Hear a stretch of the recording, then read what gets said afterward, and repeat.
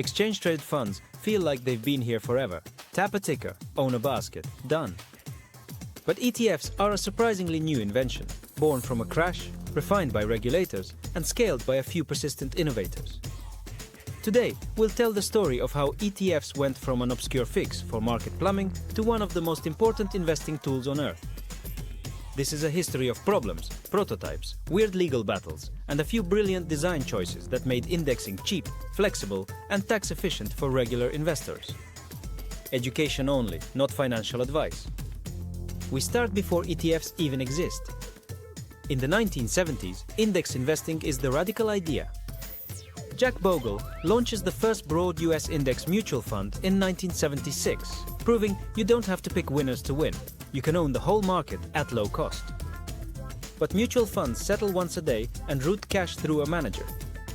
Great for simplicity, not great for traders who need a basket that can move instantly. Then Black Monday hits in 1987. Markets gap down, and the regulators, exchanges, and the market makers all ask the same thing. Could we give investors a way to trade a whole index, like the S&P P500, in one shot on an exchange with built-in arbitrage so the price stays close to the value of the stocks inside? That question is the seed of ETFs. The first US attempts are clunky and controversial. In 1989, index participation shares launch, S&P P500 in one ticker, but futures exchanges sue, arguing the product is a futures contract in disguise. Courts side with the futures industry and the product dies. Meanwhile, north of the border, Canada quietly solves the puzzle. In 1990, the Toronto Stock Exchange lists Toronto Index Participation Shares, TIPS, tracking the TSE 35, evolving into what many later knew as XSIU. It's the first true exchange-traded basket that sticks. Back in the US, innovators try again. After a few false starts, State Street Global Advisors teams up with the American Stock Exchange to create a legal, workable structure.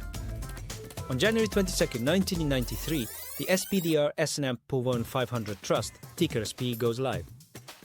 It's built as a unit investment trust that holds the S&P 500 and allows authorized participants to swap big blocks of the underlying stocks for ETF shares and back again. That in-kind creation and redemption mechanism is the genius.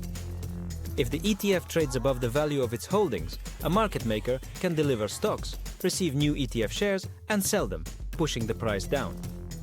If it trades below, they buy ETF shares, redeem for the stocks, and sell the stocks, pushing the price up. This arbitrage keeps the ETF's market price glued to its net asset value without a human manager promising to do it. It's market physics doing the work. Once SP proves the model, the idea spreads. The mid-1990s bring international WEBs, World Equity Benchmark shares, tracking MSCI country indexes, which later fold into the iShares family. The late 1990s deliver QQQ, tracking the Nasdaq 100, which becomes a cultural icon of tech investing. The early 2000s expand the menu again, sector funds, small cap funds, and crucially bond ETFs.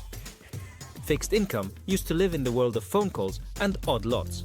Putting corporate and treasury baskets into ETFs gives investors intraday access to bond markets that were once slow and opaque. Commodities arrive next. In 2004, SPDR Gold Shares, GLD, launches in the US, turning gold exposure into a simple ticker, and commodity and currency ETFs follow. Under the hood, ETF structures diversify.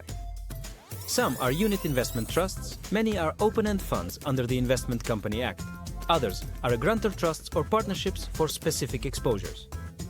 The common thread is still the creation-redemption machine and exchange trading.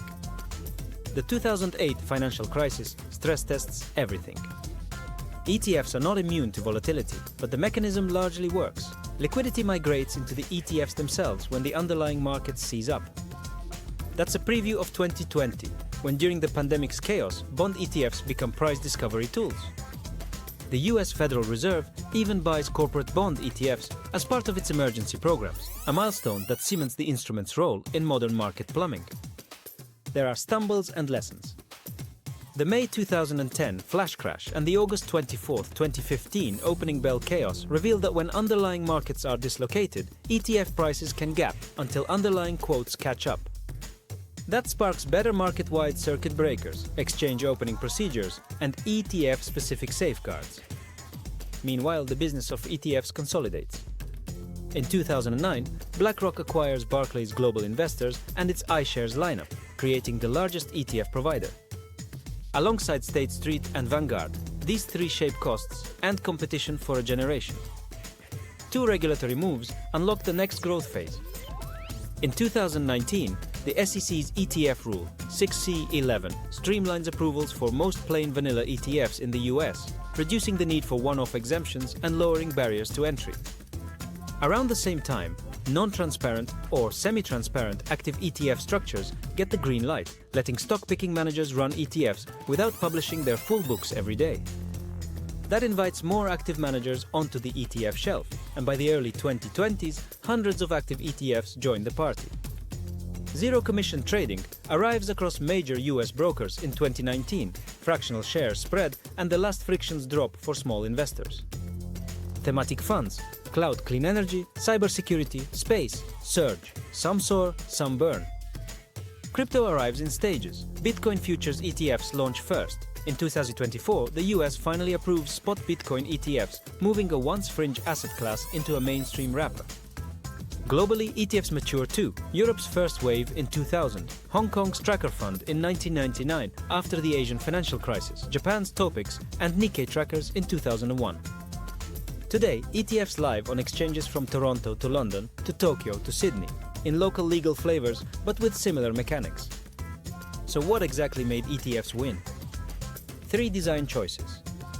First, exchange trading gives intraday access and instant diversification with one click.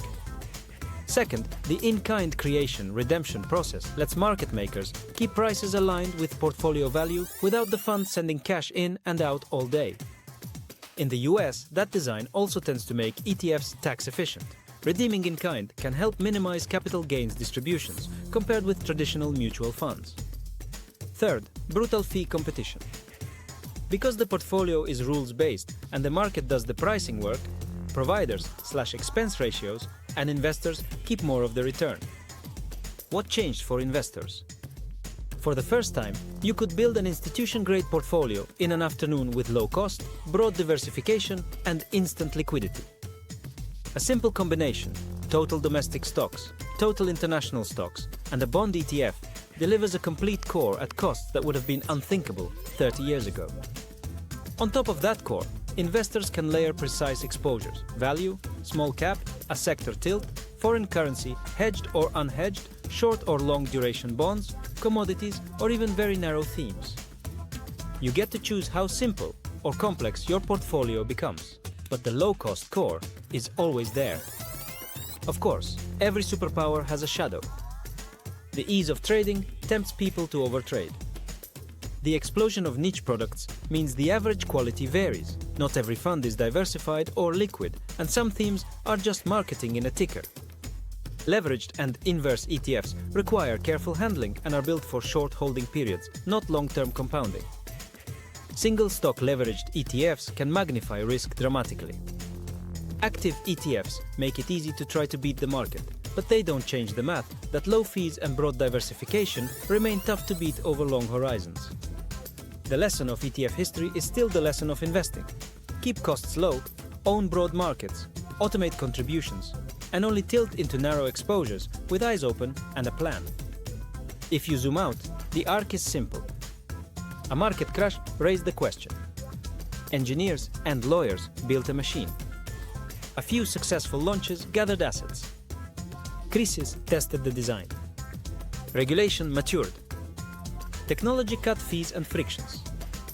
And now millions of investors use a tool that didn't exist a generation ago to own slices of the world in seconds. That's the history of ETFs, not just a product story, but a quiet revolution in how people become owners.